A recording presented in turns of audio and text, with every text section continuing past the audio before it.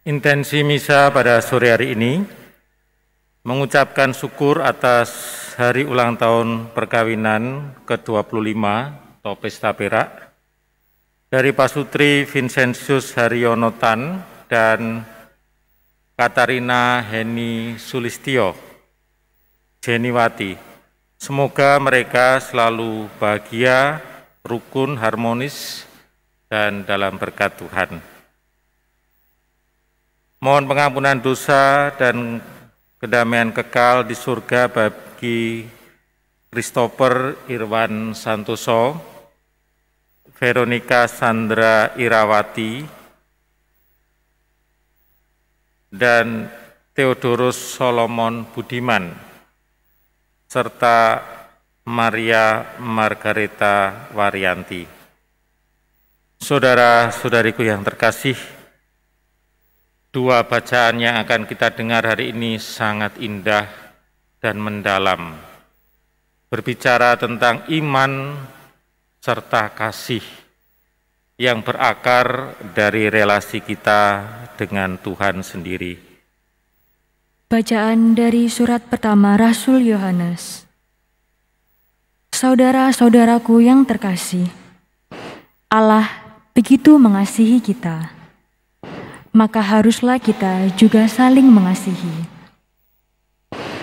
Tidak ada seorang pun yang pernah melihat Allah. Tetapi jika kita mengasihi, Allah tetap di dalam kita, dan kasih-Nya sempurna di dalam kita. Beginilah kita ketahui bahwa kita berada di dalam Allah, dan Dia di dalam kita, yakni bahwa Ia telah mengaruniai kita mendapat bagian dalam Roh-Nya. Dan kami telah bersaksi bahwa Bapa telah mengutus Anak-Nya menjadi juru selamat dunia. Barang siapa mengaku bahwa Yesus adalah Anak Allah, Allah tetap berada di dalam Dia dan Dia di dalam Allah.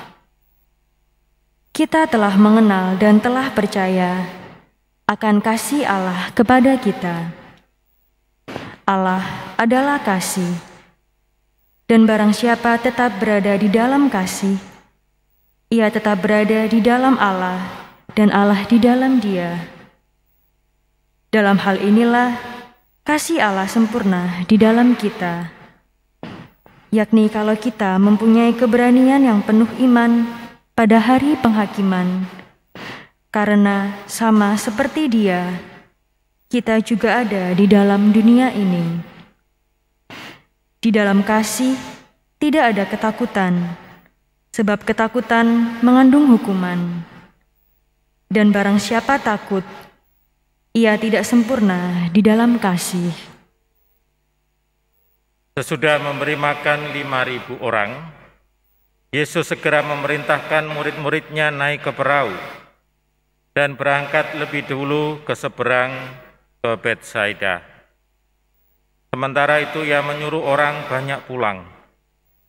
Setelah berpisah dari mereka, Yesus pergi ke bukit untuk berdoa. Ketika hari sudah malam, perahu itu sudah di tengah danau. Sedang Yesus tinggal sendirian di darat. Ketika melihat betapa payahnya para murid mendayung karena angin sakal, maka kira-kira jam 3 malam Yesus datang kepada mereka, berjalan di atas air, dan Ia hendak melewati mereka. Ketika melihat Dia berjalan di atas air, mereka mengira bahwa Ia adalah hantu. Lalu mereka berteriak-teriak, sebab mereka semua melihatnya dan sangat terkejut. Tetapi segera Yesus berkata kepada mereka, "Tenanglah, Aku ini, jangan takut." Lalu Yesus naik ke perahu mendapatkan mereka, dan angin pun redalah. Mereka sangat tercengang dan bingung, sebab sesudah peristiwa roti itu mereka belum juga mengerti, dan hati mereka tetap degil. Saudara-saudariku yang terkasih,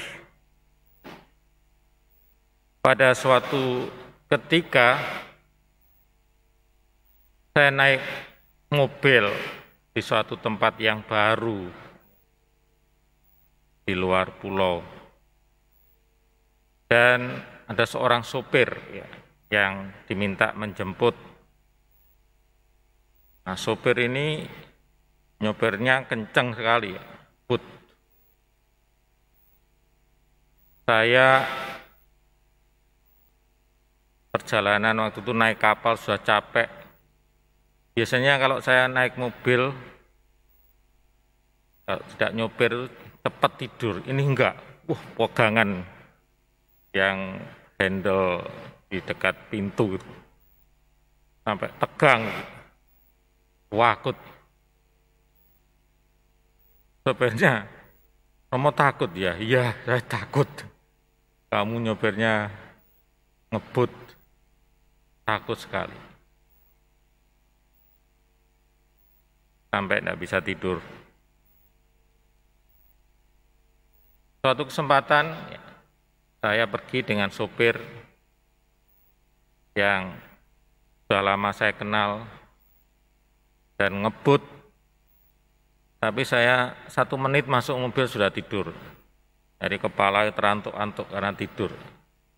Saya pakai seat belt sehingga tidak terlalu keras. Saya merenungkan bahwa orang itu takut, salah satunya karena tidak percaya. Saya belum percaya pada sopir baru itu mengantar saya dengan selamat. Tapi saya percaya pada sopir yang lama karena sudah teruji berkali-kali dan sudah kenal bertahun-tahun. Jadi kita itu memang pada dasarnya saya dan Anda ini tidak mudah untuk percaya. Kita perlu mengenal dulu. Dan mengenal tidak perlu sekali, tidak cukup sekali, 2 kali. Harus mengenal secara mendalam. Kalau tidak, ya kita memang ya bisa ditipu ya. Seringkali kan begitu. Kalau kita langsung mudah percaya sama orang, resikonya kita ditipu atau celaka. Saudara-saudari yang terkasih, dalam Injil itu para murid ketakutan melihat Yesus yang datang menyelamatkan mereka. Sebenarnya Yesus berjalan di atas air mau menolong mereka yang ada di perahu yang sedang goncang. Ini versi Markus ini agak berbeda. Jadi para murid ada di perahu, lalu perahu itu goncang, lalu Yesus berjalan di atas air untuk mendatangi mereka. Para murid mengira Yesus itu hantu dan berteriak-teriak ketakutan. Lalu di akhir perikop itu dikatakan bahwa mereka belum mengerti siapa Yesus atau belum mengenal. Jadi kesimpulannya mereka itu ketakutan karena belum mengenal. Yesus dianggap hantu, Yesus belum dilihat sebagai pribadi yang mampu menyelamatkan, makanya takut. Kalau sudah mengenal, tidak takut. Sama seperti saya tadi, saya sudah kenal sopir ini, maka ketika diantar saya merasa tenang, karena sudah kenal. Kalau kita pergi-pergi sama orang yang kita kenal juga tenang, sama orang asing, kita sendirian, kita tidak kenal, jangan-jangan saya nanti ditipu, Bersama dengan orang yang dikenal, tenang. Saudara-saudari yang terkasih, dalam bacaan pertama juga dikatakan yang sama. Tetapi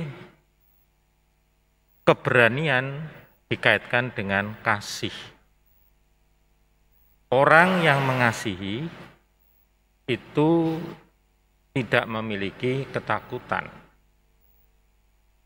Jadi misalnya, kalau seorang anak itu melihat sosok papanya, ayahnya, bapaknya itu, waduh takut, berarti ada problem relasi. Ya mungkin papanya atau ayahnya seringkali mukuli dia, seringkali memaki dia atau memarahi dia, sehingga anak lihat papanya sendiri takut. Nah, kalau dalam terang bacaan pertama, takut itu karena kurang kasih. Dalam hidup berkeluarga, kalau suami itu takut istri, ya, dia di mana-mana begitu berani. Ya. Saya pernah kenal seorang guru laki-laki yang di sekolah itu galaknya minta ampun, semua takut, bahkan guru-guru yang lain takut, bahkan kepala sekolahnya takut. Tapi sama istrinya ya jongkok-jongkok ya takut. Sama istrinya takut. Berarti ya relasinya belum baik, ada sesuatu di balik ketakutan itu. Atau sebaliknya, kalau istri begitu takut sama suami, berarti relasinya belum baik. Karena dalam kasih itu tidak ada ketakutan. Dulu ketika relasi saya dengan bapak saya belum baik, ya saya takut kalau ketemu dia, lebih baik ketemu ibu saya. Tapi ketika sudah baik, ya tidak takut, bapaknya sendiri. Tidak mungkin bapak saya itu mau menyengsarakan saya. Ya karena belum mengerti saja. Tetapi setelah mengerti, setelah mengenal, oh ya, tidak ada takut, yang ada hanyalah kasih. Maka kalau kita punya ketakutan dalam hidup, mungkin kita kurang beriman.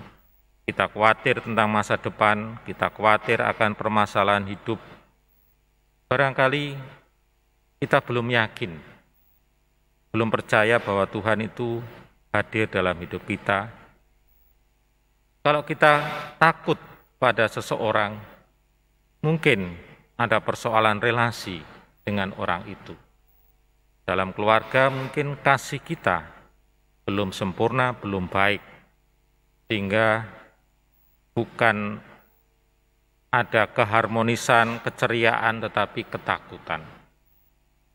Semoga bacaan-bacaan hari ini membuat kita menjadi orang-orang yang penuh iman dan penuh kasih, sehingga kita hidup dalam keberanian dan dalam kebahagiaan.